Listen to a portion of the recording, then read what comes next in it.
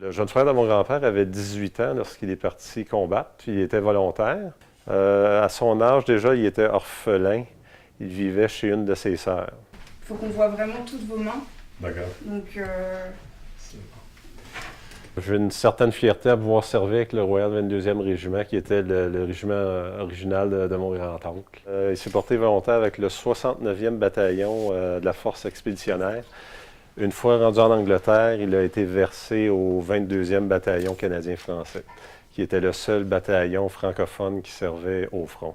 Mon grand-père et mes grands-oncles qui ont combattu durant la Première Guerre mondiale. Si je me rappelle bien, il était étudiant encore. Il étudiait à l'Université McGill. Et donc, ils ont mis, en fait, mon grand-père et mes grands-oncles ont mis leurs études en pause pour aller en Europe. Il s'est porté volontaire au mois d'août 1915, quelques mois après avoir eu 18 ans. Il a été blessé près de Vimy en décembre 1917. Là, il y a eu une opération importante en Angleterre. Il est revenu au Canada pour être opéré à l'hôpital général de Montréal. Puis malheureusement, il est décédé de la grippe espagnole pendant qu'il était là-bas. Lorsqu'il s'est engagé en 1915, toute la situation de la conscription qui est venue plus tard, puis le genre de schisme qu'il y avait entre les Canadiens français et les Canadiens anglais était encore absent. Il y avait encore beaucoup de volontaires qui s'en allaient au front. Beaucoup de francophones à cette époque-là. C'était encore populaire de se porter volontaire. Ça ne me surprendrait pas qu'il y avait réellement le goût d'aller se battre, tout simplement. Il y avait un enthousiasme pour aller à la guerre, surtout durant la Première Guerre mondiale. Donc, mon grand-père, comme tous mes grands-oncles, se sont portés volontaires immédiatement et aussitôt que légalement ils pouvaient se rendre à la guerre, ils se sont rendus à la guerre. Donc, il est devenu administrateur d'hôpital de combat.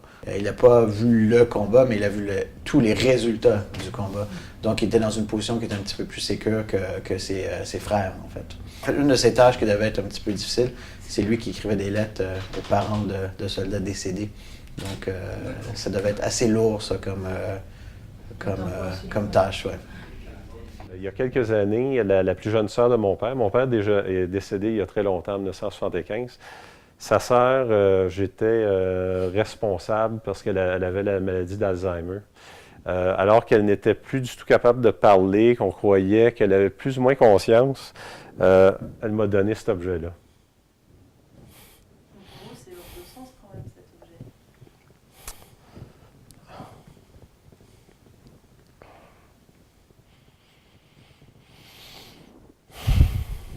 Et la guerre, on vous en a parlé comment? On ferait un petit break.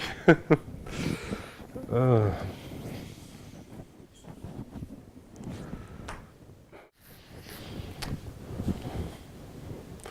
C'est stupide de mourir à cet âge-là. C'est un porte-cigarette. Si avant la guerre, tu fumais pas, mais durant et après la guerre, tu fumais beaucoup. Tous les soldats, surtout ceux qui ont fait les premières lignes, revenaient avec des symptômes que nous, aujourd'hui, on qualifierait de symptômes post-traumatiques, qu'à l'époque, on pourrait appeler, je sais pas trop quoi, là, mais autre chose, et tout le monde fumait. Donc, je regardais une vidéo de mon grand-oncle qui, à 80 ans, pleurait encore quand il en parlait. Donc, donc on parle de quoi? De 60 ans plus tard. Donc, c'est... Désolé. Mais il n'y a pas eu désolé, c'est...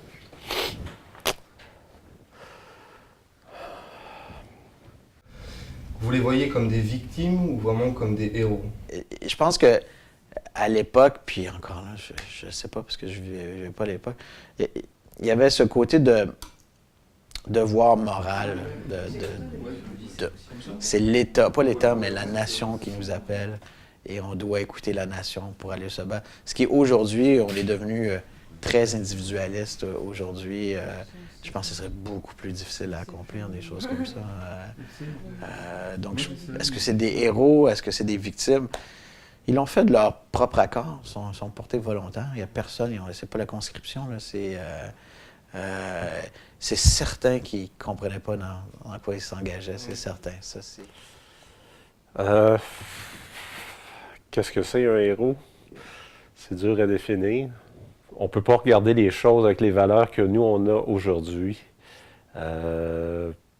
Avec les connaissances qu'il y avait à l'époque, oui, je suis fier de la décision qu'il a prise, puis des choses qu'il a faites.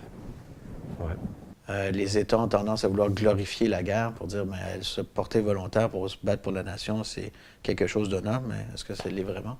Cette guerre, vous, aujourd'hui, vous avez envie d'en parler, par exemple, à des jeunes comme nous? Ben oui, c'est important d'en parler, surtout parce que ça nous fait réaliser la stupidité de la guerre. La mémoire de ces choses-là a tendance à disparaître, j'ai l'impression. Je sais que mon oncle parle de Passchendaele, une des batailles assez brutales de la Première Guerre, où il y a beaucoup de Canadiens qui sont morts, mais moi j'ai l'impression, puis ça c'est mon opinion toute personnelle, que cette mémoire disparaît, a tendance à disparaître. Il faut reconnaître que ceux qui ont participé, que ce soit volontaire, que ce soit qui a été conscrit, ils l'ont vécu, ils ont souffert beaucoup. Mais parfois, le sentiment de faire leur devoir, la loyauté envers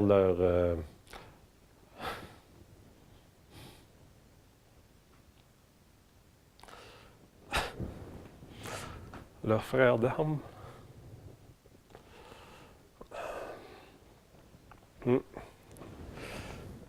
peut pas comprendre, en fait. Mais essayer de conceptualiser quelle était l'horreur pour tenter de faire en sorte que ça se reproduise plus. Donc, c'est pas...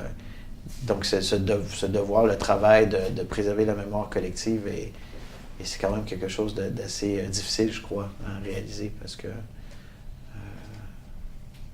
mais voilà, moi, je pense que c'est ça. Il faut se souvenir du côté de l'horreur.